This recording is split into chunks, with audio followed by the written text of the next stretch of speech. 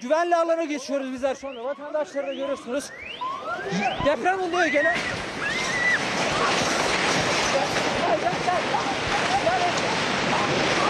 Gel.